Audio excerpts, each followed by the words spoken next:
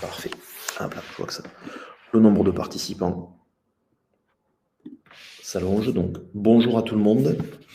On va démarrer ce premier webinaire de la chaîne Cible Web Connect. Donc, je suis Guillaume Glaise, je suis le PDG de l'agence Cible Web.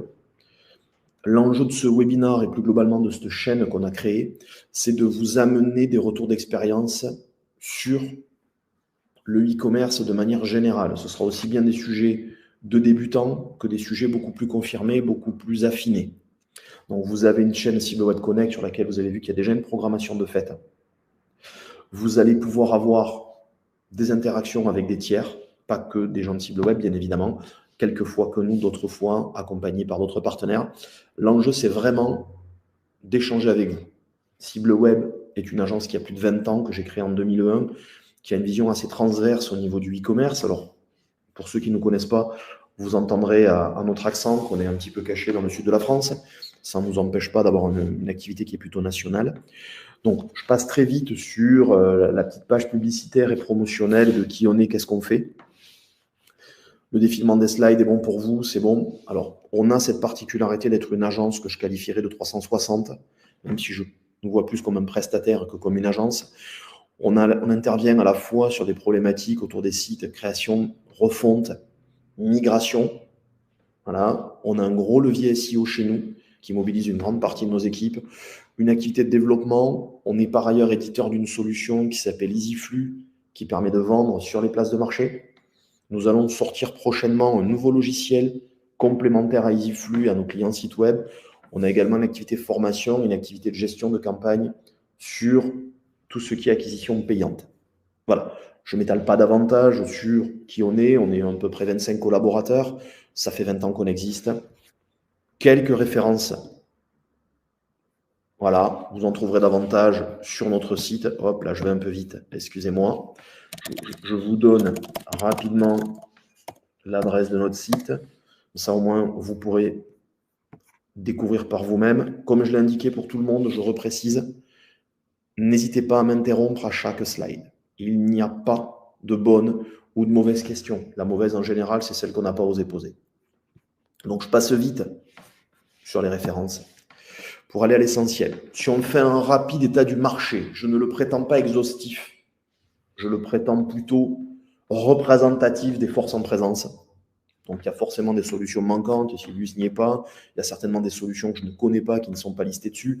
On a un état du marché de ce qu'on rencontre globalement au niveau e-commerce. Alors, deux grandes familles pour moi, les outils en mode locatif, au premier rang desquels Shopify en solution internationale, mais on doit aussi rappeler l'existence d'Oxatis, solution française, et d'EasyShop, également français, des solutions que je qualifierais d'un peu plus low cost et petit bras, sans que ce soit négatif, mais c'est juste réaliste comme Wix. Et on a à contrario des solutions ouvertes, open source, souvent qu'on amalgame à des solutions gratuites, qui sont surtout des solutions sans abonnement, et donc vous êtes un propriétaire de tout. Premier rang desquels, à mes yeux, Cocorico français, PrestaShop, WooCommerce, qui est l'extension WordPress e-commerce. Je précise, WooCommerce, ce n'est pas une solution. C'est une extension qui vient se greffer sur du WordPress. Et un historique qui est Magento. D'autres existent, sont peut-être pas encore représentatifs, mais ont du potentiel. Est-ce que déjà sur cet état du marché, tout le monde est au fait sur ces solutions? D'un côté, celle avec un coût mensuel, abonnement, coût variable, pourcentage sur les ventes, on a tous les modèles économiques. De l'autre, des solutions avec une notion de, même si j'aime pas le terme, propriété, où vous n'êtes pas sur des coûts récurrents, obligatoires, hors l'hébergement. Mais dans tous les cas, vous pouvez partir, la métaphore vaut ce qu'elle vaut, avec votre site sous le bras. Je prends un exemple qui est le nôtre, un site PrestaShop. Quand on le fait pour un client, le client en est propriétaire. Si demain, il ne veut pas souscrire un contrat d'hébergement chez nous, le site reste à lui, intégralement. Est-ce que jusque-là, sur ce premier slide, vous avez des questions? N'hésitez pas à les poser, il n'y a jamais de questions bêtes. Pas de questions pour l'instant? Tout est clair à vos yeux? Je vois qu'il n'y a pas de participants qui sont partis, donc on n'est pas sur un hors-sujet. Très bien. Si à un moment donné, vous avez des éléments que vous considérez comme n'étant pas bons, vous n'hésitez pas à m'interrompre. Alors, pour moi, quel projet pour quel client. Et c'est de là que va dérouler très souvent la première partie. Et souvent, d'ailleurs, c'est là que sont commises les erreurs que des prestataires tels que nous découvrons après. Je dis tels que nous parce qu'on n'est pas les seuls, entendons-nous bien. Quand on veut faire un site web, d'abord, on analyse l'existant du client. Si on est en création, qu'on n'a pas d'existant, ce n'est pas grave. Mais on sait au moins où on veut aller. Je vais vendre quoi, à qui et comment. Je m'explique. Je ne fais pas le même site. Si je vais vendre des produits sur du e-commerce de proximité, si je suis le drive qui va vendre du produit matériel médical, par exemple, comme j'ai le cas sur un client à proximité, avec une finalité qui est je veux que les gens viennent vers mon magasin en plus et retirer en magasin, que si j'ai une problématique de vente en ligne et qui d'entrée de jeu sera à minima national, voire international. J'extrapole, mais on n'a pas les mêmes enjeux. Je ne vais pas faire la même chose si je sais dès le départ que mon site n'a vocation de vendre qu'aux particuliers, qu'il a vocation de vendre à contrario qu'aux professionnels, on s'attardera sur ça sur la fin, que sur les pros, ou aux deux. J'insiste bien, on ne va pas avoir les mêmes choix techniques et on ne va pas avoir les mêmes choix dans la façon dont on pense un projet. Je vous rappelle qu'un site qui vend à du particulier et du professionnel, en même temps, au même endroit, obligation d'afficher du prix TTC. Petit rappel. Si vous vendiez qu'à du pro et que le particulier ne peut pas commander, ne pas y accéder autrement qu'avec un mot de passe qu'il n'aurait pas, vous pourriez mettre du prix hors taxe. Mais c'est la loi que d'afficher du prix TTC à partir du moment où le particulier peut commander. Tout site avec du prix hors taxe et où le particulier peut commander est juste illégal. Et là, c'est la répression des fraudes. Vous voyez, on est déjà sur des choses à appréhender de suite. On ne fait pas le même projet en fonction des outils qui existent déjà dans l'entreprise. Alors, j'ai mis des jolis termes un peu torturants et un peu grossiers. Un ERP, on va l'appeler de manière plus simple, une solution de gestion ou un outil de facturation. Si j'ai déjà fait un choix de solution de gestion et de facturation dans mon entreprise, si l'entreprise est déjà un peu ancienne, il y a fort à parier que vous avez déjà fait des factures, donc vous avez déjà fait un choix d'outil, quelque part, le site internet, on doit s'assurer qu'il peut se connecter à cet outil de facturation pour éviter la double saisie. Cette demande de connexion, elle fait partie des prérequis. Elle ne doit pas arriver après en se disant « Ah ben mince, ça ne marche pas ». Voilà. Vous voyez, c'est un petit point, mais ça change beaucoup sur les projets. Si j'ai déjà un outil CRM de relation client, on va citer des Brevo, HubSpot ou autres, qui sont des outils d'emailing, c'est quand même mieux que ça se connecte. Ça serait quand même dommage de ressaisir tous les comptes clients dans un outil d'emailing parce qu'on n'a pas pensé au départ au fait que ça devait se connecter. Si on a, ce qui peut être le cas de certains d'entre vous, fait le choix de travailler avec un logisticien ou d'avoir déjà un volume de commandes qui est tel que j'ai mon propre outil de gestion d'entrepôt, ça serait quand même bien que tout ce petit monde puisse cohabiter ensemble sans difficulté. Très accessoirement, petit clin d'œil à nos banquiers, je pense qu'il y en a présent parmi les participants, quelle est ma solution ou quelles sont mes solutions de paiement? Est-ce que je veux faire du plusieurs fois sans frais? Est-ce que je vais être avec des clients qui veulent aussi un compte PayPal pour payer avec PayPal? Est-ce que je n'ai que ma solution de banque directe? Est-ce que j'ai du plusieurs fois autre que ma banque? Est-ce que ma solution me permet d'avoir le choix de l'interlocuteur bancaire? Ou est-ce que ma solution est complètement bridée, ne me permet pas le choix de l'interlocuteur bancaire? Ce qui à court terme peut paraître facile, mais qui à long terme, en termes de coût, peut s'avérer très coûteux. Est-ce que je pourrais demain exporter mes commandes ou toute ma gestion vers l'externe? Le logisticien étant quelque chose qu'on voit de plus en plus. Comment je vais transmettre les commandes qui arrivent au logisticien? Et comment lui, quand il va réceptionner les palettes de mes fournisseurs, il va mettre à jour pour que moi j'ai à jour les informations sur le site? Est-ce que là déjà, tout le monde me suit sur la vision?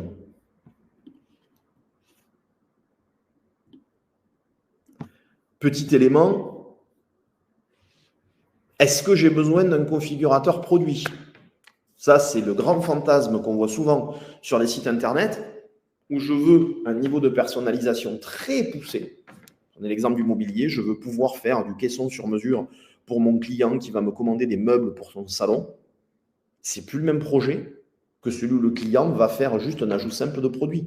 Dès qu'on va parler de configuration de produit, on va rentrer dans des problématiques qui peuvent être lourdes et coûteuses, qui des fois ne sont pas adaptées. Moi, j'ai un client comme ça qui voulait faire de la personnalisation de baskets sur son site. L'idée n'est pas mauvaise en soi, mais le coût de la personnalisation est tel qu'on a renoncé à le faire. On s'est contenté de vendre le produit et de dire, mais quand les gens veulent personnaliser, prenez un billet autre que le billet du 100% en ligne, parce qu'à l'échelle d'une PME, d'une TPE, vous n'avez pas le moyen, vous n'amortirez pas le coût du configurateur. Je ne dis pas que d'autres solutions n'existent pas depuis, mais au moment où on fait l'analyse, on n'a pas de solution simple et peu coûteuse en face du business attendu. Voilà, c'est des éléments, encore une fois, je vous fais part d'un vécu et d'un ressenti. Est-ce que pour tout le monde, ça correspond à une situation peut-être que vous vivez, que vous avez déjà vécu, je ne sais pas.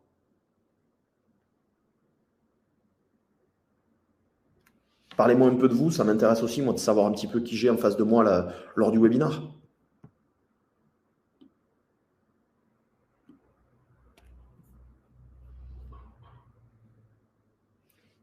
Pour vous, on est sur des choses qui sont cohérentes.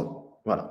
Ça va avoir deux incidences. Hop, excusez-moi, je vais un peu vite dans les slides, je ne maîtrise pas encore toute l'interface. Voilà, ça va avoir deux incidences. La première incidence, ça va avoir le choix de la techno qui est proposée. Ça va avoir le choix du prestataire également. Il y a des attendus évidents qui doivent être là-dessus des éléments déterminants. On ne se lance pas à l'aventure en général sans avoir fait un peu le tour. C'est quand même des enjeux un peu lourds, c'est votre business qui en découle. Donc, il y a quand même des éléments à mettre en cadre. Ah, mais Blaise, alors je suis tout à fait d'accord. Hein. Dans le cas d'un configurateur, on oublie souvent la logistique derrière aussi. Mais alors, moi, je suis convaincu qu'on oublie beaucoup de choses parce qu'on a envie de se simplifier la vie quand on monte un projet et que si nous, on n'est pas là en tant que prestataire pour dire au client, attention, il y a ça, ça, ça et ça qui va vous arriver derrière, c'est un vrai souci. C'est un vrai, vrai souci. Combien vous avez de clients qui n'ont pas de connexion même entre leur site et leur outil de gestion et qui se retrouvent à la fois avec des problèmes de stock et des problèmes de remontée de commandes à galérer tous les jours. C'est marrant quand il y a une commande par jour. Quand il y en a 20, c'est beaucoup moins drôle. Et la logistique vient des enjeux d'aujourd'hui, parce que quand on dit logistique, c'est à la fois la préparation de commandes chez soi, mais des fois c'est l'expédition. Donc comment je gère mes expés, est-ce que je suis mono ou multitransporteur, et comment je gère ma prépa si elle n'est pas faite chez moi. Voilà. Deuxième pilier qu'il faut bien regarder au niveau du projet, c'est bête, mais à l'heure où on est quand même submergé de problématiques de cybersécurité et autres, les enjeux de l'hébergement. Est-ce que j'ai un hébergement qui est inclus dans un modèle locatif, auquel cas il est de la responsabilité du prestataire de s'assurer de l'hébergement et de tout ce qui s'ensuit, Est-ce que j'ai un hébergement qui m'est fourni par un prestataire pour lequel j'ai acheté un site? Prenons un exemple très simple. On ne va pas faire de faux semblants. Ces questions d'hébergement arrivent souvent quand vous êtes sur du PrestaShop, du WooCommerce. Elles arrivent sur du Magento dans une moindre mesure parce que l'outil Magento étant tellement gourmand en ressources, vous avez forcément un hébergement qui est pensé en conséquence. Mais est-ce que j'ai la maîtrise totale là-dessus sur l'hébergement? Quelles sont les vitesses et les performances? Combien de fois, nous, on se retrouve à devoir intervenir sur des sites qui ont des problèmes de vitesse et de performance trop lents parce que le petit hébergement low cost qui a été pris parce qu'il avait l'avantage, on va dire, l'unique avantage du low cost ne correspond plus et quelque part, c'est lourd. Aujourd'hui, quand vous passez du cap de 1 commande par jour à 10 commandes par jour, peut-être que le petit low cost, il absorbe. Quand vous passez à 100, ça ne marche plus. Donc, on a des besoins là-dessus. Qu'est-ce qui se passe s'il y a un risque de panne? Quid de la gestion de la cybersécurité des attaques qui arrivent et qui ne sont pas forcément des gens qui vous veulent du mal à vous, mais qui peuvent en vouloir à votre hébergeur, qui peuvent aller tester des failles sur les outils techniques qui ont été choisis au départ. Quid du RGPD? Qu'est-ce qui se passe en cas d'attaque? C'est bête, mais demain, vous avez une attaque, vous avez votre base de données client qui est piratée, et ça peut arriver, je ne parlerai pas de cas visibles, je suis tenu à la confidentialité, mais c'est des choses qu'on a rencontrées, nous, ces derniers mois assez fréquemment. Il y a tout un processus à mettre en place, y compris pour se protéger au niveau juridique en tant qu'entreprise. Si quelque part l'hébergeur ne répond pas, il ne vous donne pas les infos, il ne vous donne rien, quand on sait qu'en cas d'attaque, il faut aller déposer plainte dans les 72 heures contre X pour être couvert par son assurance, sinon vous l'avez dans l'os, il faudrait normalement déclarer à la CNIL que vous avez été attaqué et que vous devez prévenir tous vos clients du risque de fuite de données. On a des enjeux qui sont en conséquence. La fameuse question aussi du serveur, est-ce que j'aime dédier, est-ce que j'aime mutualiser? Alors, est-ce que j'aime mutualiser chez mon prestataire qui ne fait que ses clients et qui maîtrise parfaitement? Est-ce que j'aime mutualiser chez un hébergeur tiers que j'ai pris parce que ça m'allait bien? Est-ce que j'ai un dédié chez cet hébergeur tiers? Ce qui veut dire que j'ai quand même un petit peu de compétences techniques. Si j'en ai pas et que j'ai un dédié, quand ça pète, j'ai juste une machine sur laquelle je ne sais pas faire l'entretien. Dédié, mutualisé, pour faire simple, Refaisons pareil avec des voitures. Est-ce que j'ai besoin de maîtriser complètement le moteur de ma voiture pour rouler avec? Si je ne fais pas du rallye, oui, je peux me permettre de partir du principe qu'il y aura toujours quelqu'un pour me dépanner en cas de panne, en cas de souci. Si je suis sur ces questions-là, il faut les appréhender, il faut les poser au départ. La réponse floue induit un problème de même. La réponse carrée dès le début induit une relation de confiance. Pareil, très clair pour vous là aussi?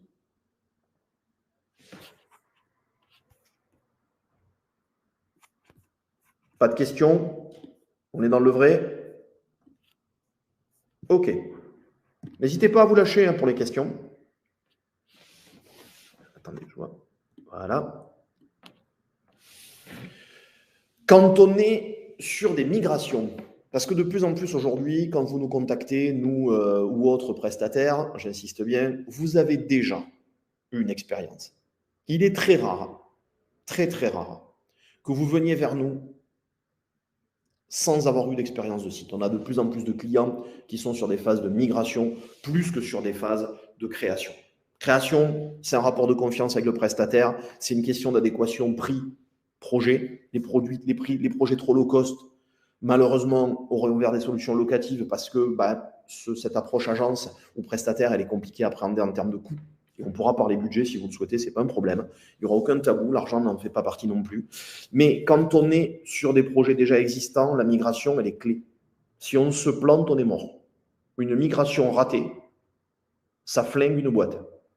Si votre activité tourne à 80% sur le web ou à 90% ou à 100% sur le web, que vous faites une migration, alors migration, ça peut être le changement de solution, ça peut être une évolution dans une solution. Je pense à un exemple tout bête, on amalgamerait une migration, vous êtes sur un PrestaShop 1.6, à ce niveau-là, c'est quelque chose que vous avez passé, vous êtes aujourd'hui sur un PrestaShop 8, la migration d'une 1.6 à une 8, ça revient à le changement même après à techno similaire, ça revient à une migration tellement c'est complexe. Donc déjà, on ne se plante pas sur le choix de la solution future. On analyse bien le besoin. Marie, oui, vous inquiétez pas, je reviendrai à la fin sur la presse. Premier élément, la récupération des données. Qu'est-ce qu'on va reprendre? Il faut que ce soit écrit. Il ne faut pas que ce soit du présupposé, sinon vous allez dans le mur. Les clients, les commandes, les produits. Est-ce que dans les clients, je récupère tout? Aujourd'hui, moi, j'ai des migrations depuis des CMS où je ne peux pas récupérer les mots de passe. C'est impossible. Donc, ça veut dire qu'il faudra envoyer un mailing à tous les clients une fois qu'on aura migré pour leur dire recréer votre compte ou du moins régénérer votre mot de passe. Est-ce que je peux récupérer les commandes? C'est quand même plus sympa de récupérer l'historique des commandes pour que l'expérience client soit poussée jusqu'au bout.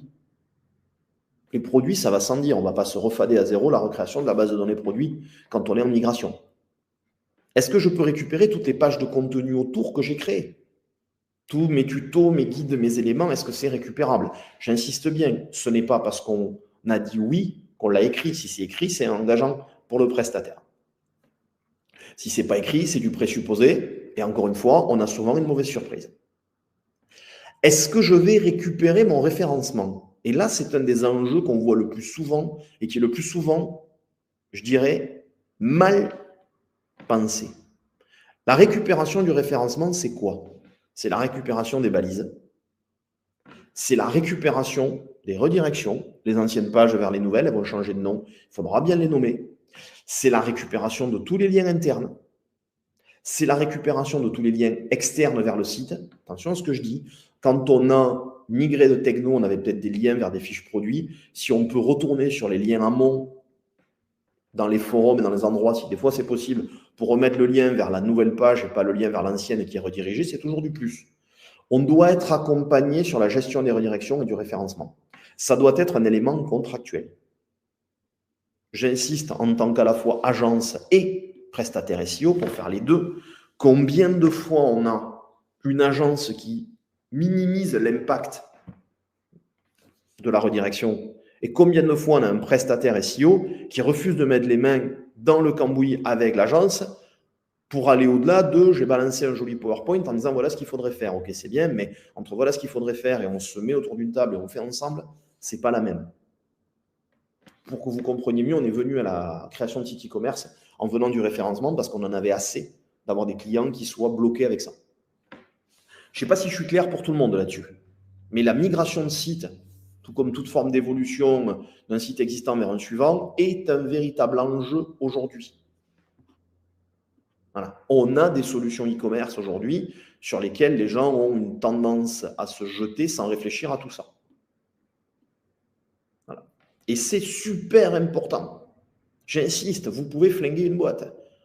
Vous flinguez une migration, vous perdez toute l'audience qui arrivait du référencement naturel. Pour certains e-commerçants, c'est 80% du business. Et qui plus est, si vous avez de la campagne Google Ads, il faut aussi mettre à jour les URL. Donc, c'est quand même des enjeux lourds.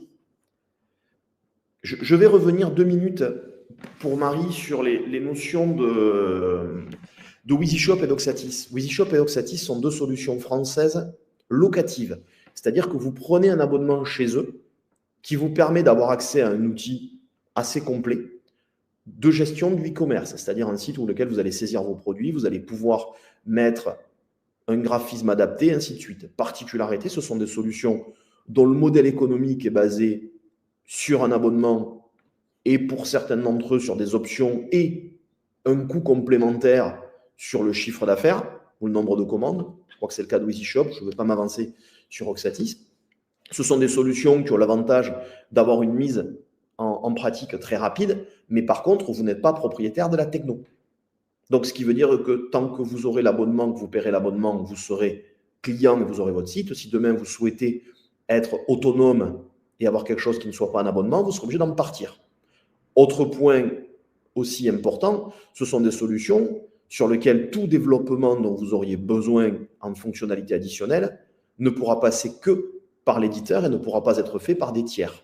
À l'inverse des autres solutions que j'ai citées, PrestaShop, WooCommerce, Magento, Silius et autres solutions dites open source. Est-ce que Marie, ceci est plus clair pour vous?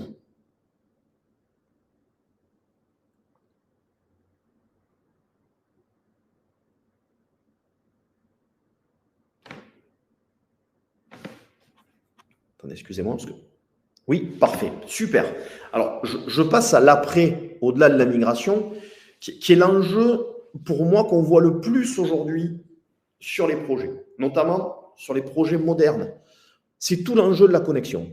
Votre site s'inscrit dans un écosystème général, à savoir vos outils existants dans l'entreprise, le RP, alors pour faire simple, Sage, EBP, Odoo, Ciel pour les plus anciens, Divalto, qu'est-ce qu'on peut avoir? Tous les outils de gestion. Que ce soit des outils encore en physique sur l'ordinateur ou des outils en mode locatif, je ne porte pas de jugement, mais quelque part, ces outils-là doivent se connecter à votre site. Donc, dans le choix du site, on doit impérativement s'assurer de la connexion avec ça en amont. En amont. Voilà. La connexion avec le CRM, c'est un peu moins complexe le CRM, parce qu'en général, on fait qu'envoyer de la data. On n'a pas la notion de mise à jour de stock, on n'a pas la mise à toutes ces notions-là, on n'a pas tout cet historique. C'est quand même mieux que tous ces outils communiquent dès le départ. Brevo, qui est le nouveau nom de Sendinblue, voilà, ou que ce soit Mailjet ou autre, c'est quand même plus malin que quand le client se crée, il se crée partout. Voilà. C'est un véritable enjeu. Je ne sais pas si c'est clair pour vous, mais c'est un véritable enjeu là-dessus.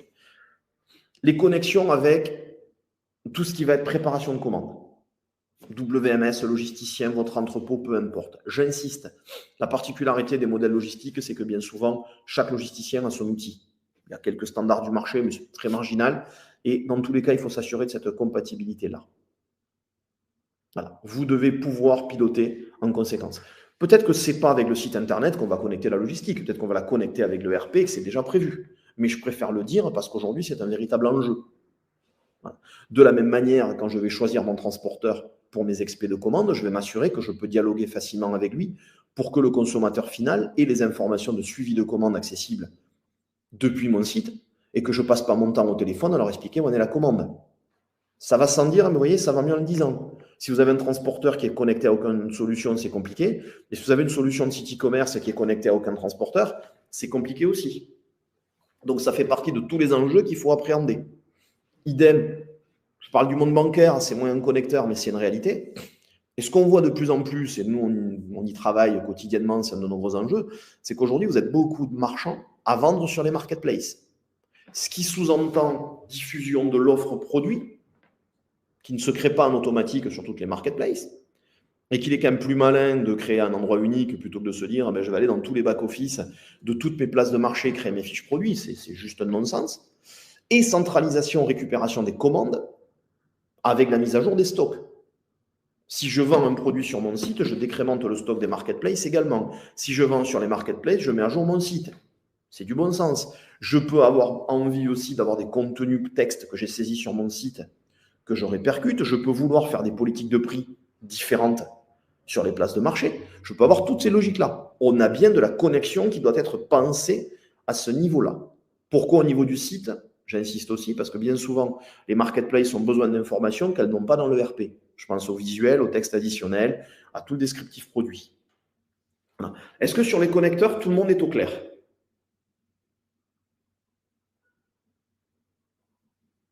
Lâchez-vous sur les questions, n'hésitez pas. Est-ce que ça correspond à du vécu chez vous?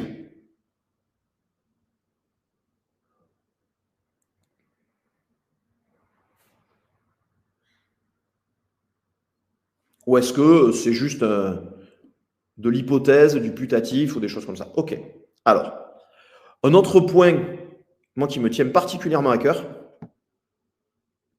qu'on néglige bien souvent quand on est sur un projet, c'est celui-là. Voilà. L'aspect RH, qui est pour moi un aspect fondamental. Ah, Marie, oui, c'est ce qui fait la différence entre un bon service et un mauvais. Ouais. Ouais, c'est ce qui fait la différence, on va dire, entre, on va dire, de l'expérience. Je parlais en tout cas dans la relation qu'on a nous et nos clients, et l'absence d'expérience. Voilà, très clairement. Après, je ne peux pas te prétendre que tous les projets qu'on mène sont menés de main de maître et que tout est pavé de roses et facile. On a tous nos cercueils, nos squelettes dans les placards, on a tous nos casseroles, on n'est pas bon tout le temps partout. Mais oui, c'est ce qui fait souvent de la différence dans l'analyse qu'on peut avoir. J'insiste sur les enjeux RH. J'ai encore eu la question hier et la réponse est très claire, on ne peut pas tout externaliser. Je m'excuserai pour la faute d'orthographe sur le peu. La version que j'avais fournie était corrigée. Je pense qu'on n'a pas mis la dernière de mes slides. Alors, est-ce qu'il y a un pilote en interne dans le projet, pour le projet? S'il n'y a pas de pilote interne dans un projet de site web e-commerce, vous allez dans le mur. Je vous le dis tout de suite. Si personne ne va être l'interlocuteur du prestataire technique, vous allez dans le mur. Sauf à ce que vous soyez, vous, complètement impliqué là-dedans et que vous ayez le temps. On le voit, c'est flagrant.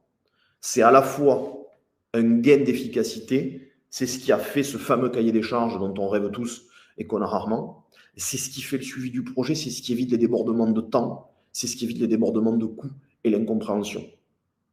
La personne interne qui fait l'interface avec le prestataire ou avec les prestataires. Voilà. Ça, c'est pour moi crucial. Voilà. Que ce soit à l'échelle d'une entreprise, le dirigeant, ou à l'échelle de structures un peu plus établies, un interlocuteur dédié qui pilote le web. Quand il en va de l'avenir, aujourd'hui, quand vous avez des migrations, vous avez à la fois le site existant et vous avez le futur. Il faut bien accorder du temps au projet de l'existant parce qu'on ne va pas s'arrêter de vivre parce qu'on a un nouveau projet et gérer le futur. Qui ensuite, une fois que le site est livré, va gérer l'animation commerciale? C'est bête à dire, mais un site e-commerce, ça se fait vivre. Si vous n'appréhendez pas le fait de faire vivre un site e-commerce, vous allez dans le mur. Vous aurez dépensé de l'argent, vous aurez un magnifique site qui ne servira à rien. Si vous faites un magasin et qu'il n'est pas ouvert, c'est pareil. Qui va gérer la relation client et le SAV? Arrêtez de vous cacher en disant « je ne veux surtout pas que le client m'appelle ». J'insiste aussi là-dessus, le numéro de téléphone est une obligation légale, faites-en un atout. Nous, on refuse les projets de clients qui ne savent pas quels sont les produits. Le fameux effet du lundi matin, parce qu'on a vu une émission à la télé où les gens vous ont vanté une magie en vendant 3 produits et ils sont devenus millionnaires, ça n'existe pas. Si vous ne connaissez pas le produit, vous ne pouvez pas renseigner le client en cas de galère, vous allez vous planter. Donc, ça veut dire que nous, on doit aussi savoir qui on a en face de nous. S'il n'y a personne qui va gérer la relation client, le SAV, la réponse technique, parce que le client a une question technique, et c'est parce qu'il a une question technique qu'il va s'adresser à vous, vous allez avoir des soucis. Et j'insiste, tout ne peut pas s'externaliser. Clairement. Voilà. Tout ne peut pas s'externaliser. Il y a des postes qui doivent être faits en interne dans l'entreprise. Voilà. Est-ce que tout est clair pour vous là-dessus?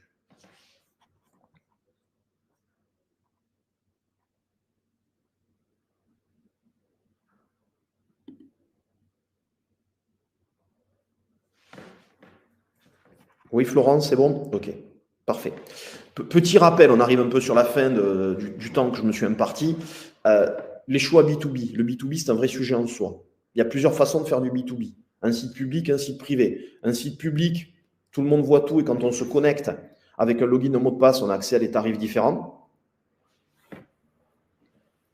Oui, Muriel, c'est pas facile de trouver le temps. Bon, les contrats d'alternance aident aussi à avoir des ressources s'il faut en interne. Ça peut être des alternatives auxquelles nous, on pousse les clients. Ça permet d'avoir des gens qui sont en formation mais capables. Il y a des solutions qui existent. Ou avoir un tiers qui gère le projet, ce n'est pas un souci.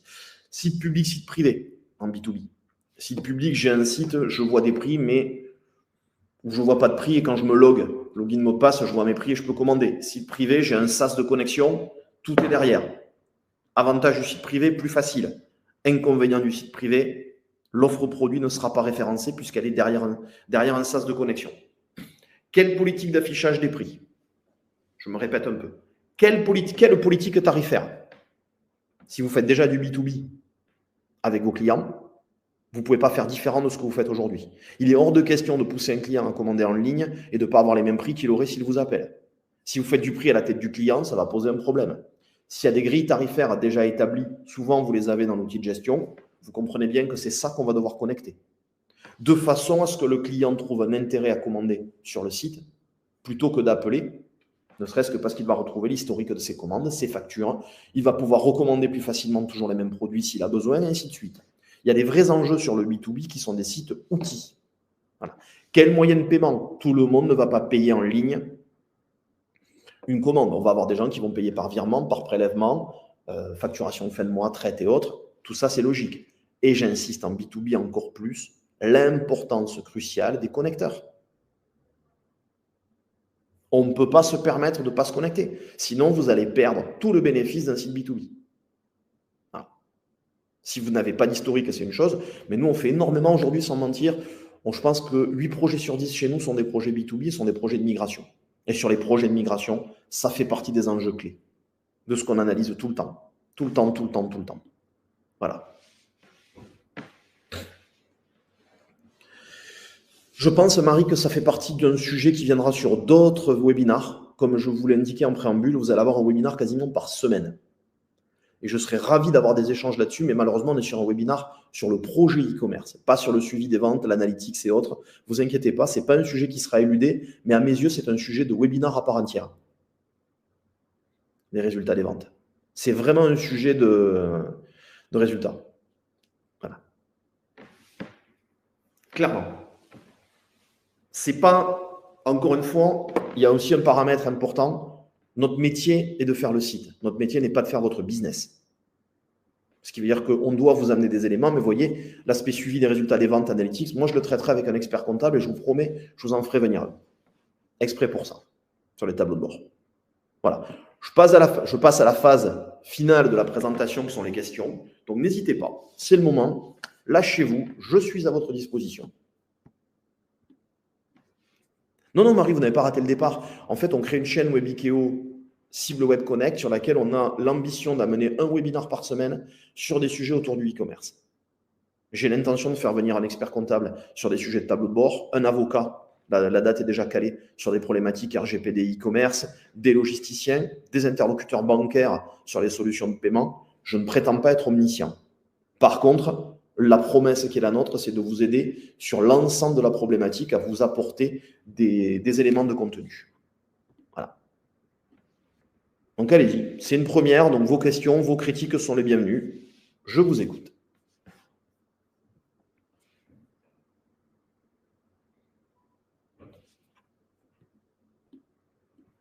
Du moins, je vous lis. Alors, Drupal versus WordPress pour une entreprise qui vend des services. WordPress, sans hésitation, Justine, pour la bonne et simple raison que Drupal, vous allez avoir un problème énorme sur la gestion du Drupal derrière, le fait de trouver de la compétence à ce niveau-là. Oui, Florent, mais je serai ouvert à vos questions. Un webinar B2B peut être envisagé à part entière. Non, je ne connais pas cette agence, Manon. Je n'ai pas d'avis préconçu. Je réponds à Justine, WordPress sans hésiter. Voilà. Pour moi, Drupal est un CMS qu'on voit beaucoup sur des sites de grosses structures qui coûtent, à mes yeux, assez cher à maintenir. Je suis plutôt WordPress. Et si vous voulez mon avis, en e-commerce transactionnel, en open source, je suis plus pro PrestaShop. Voilà. Je ne fais pas de WooCommerce chez moi. Ça ne veut pas dire qu'on ne sait pas faire, c'est un choix. Par contre, du WordPress en présentation, c'est le meilleur choix que je connaisse. Si vous vendez du service. Donc Manon, non, je ne connais pas. Ça ne veut pas dire que c'est bien ou pas bien. Je n'ai pas d'avis. Ouais, Marie, mais je vais même plus loin. Pour moi, WordPress est même mieux dans la gestion des contenus. Vous demanderez à toutes les mairies et toutes les structures publiques qui sont passées par du Drupal aujourd'hui, la galère que c'est de maintenir du Drupal, la difficulté de trouver du prestataire.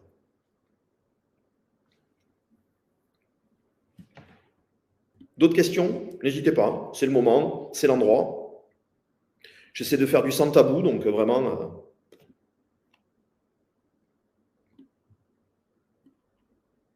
il nous reste encore quelques minutes, donc vraiment, faites-vous plaisir. Voilà. Est-ce que pour vous, on était hors sujet? Est-ce qu'on était plutôt dans le vrai? J'ai noté les points manquants au webinaire B2B pour Florian. Peut-être davantage d'éléments sur les tableaux de bord. Ça fait partie des axes intéressants. Alors Blaise, est-ce que j'observe des limites pour les entreprises qui vont vers Shopify? J'observe pas de limite aujourd'hui, si ce n'est qu'il n'y avait pas de fonction B2B, commence à y en avoir. J'observe une limite qui sont les connexions aux solutions tierces. Shopify se referme de plus en plus sur les connexions API. C'est un choix de Shopify. Et j'observe surtout quelque chose sur lequel je mets les gens en garde, c'est l'évolution du modèle économique. Vous n'avez aucune vision. Alors si, je vais donner une limitation, le paiement sécurisé. On vous impose bien souvent une solution qui n'est pas forcément la moins coûteuse du marché et qui vous coupe aussi des fois la relation à votre banque. Pour moi, le modèle de Shopify, dans le temps, vous êtes vraiment dépendant. Oui, Jean-Yves Voxati, c'est une solution historique en France. Bien, pas bien, c'est une des solutions du marché. Pour moi, c'est une solution qui a fait ses preuves, qui existe depuis à peu près aussi longtemps que moi.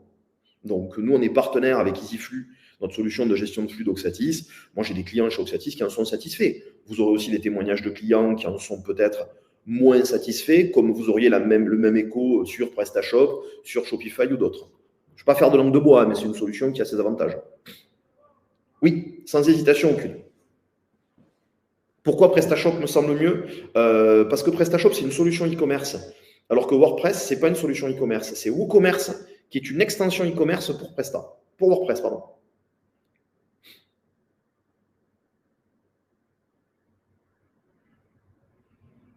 Alors, excusez-moi, je réponds déjà à la première question. Pourquoi et je trouve qu'il y a plus d'extension, plus de stabilité sur Presta.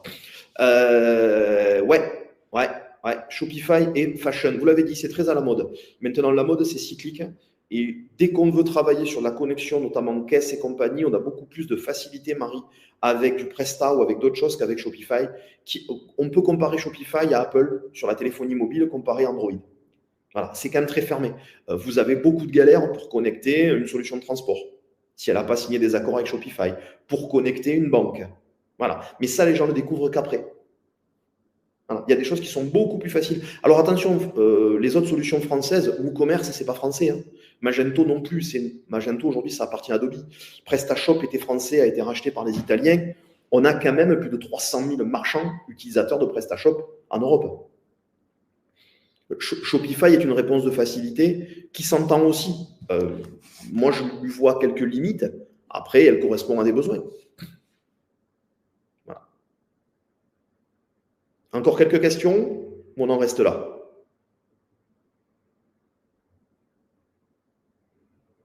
Alors le Hathor, c'est sûr que si vous êtes voilà, sur du site tradi, voilà, Drupal était une référence sur les sites institutionnels qui, je pense, de plus en plus est remplacé par WordPress, dans tous les cas.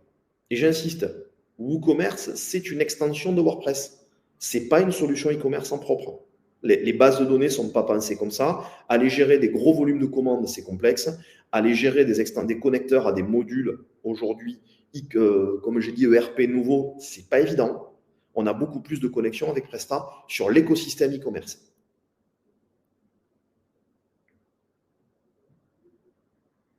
D'autres questions?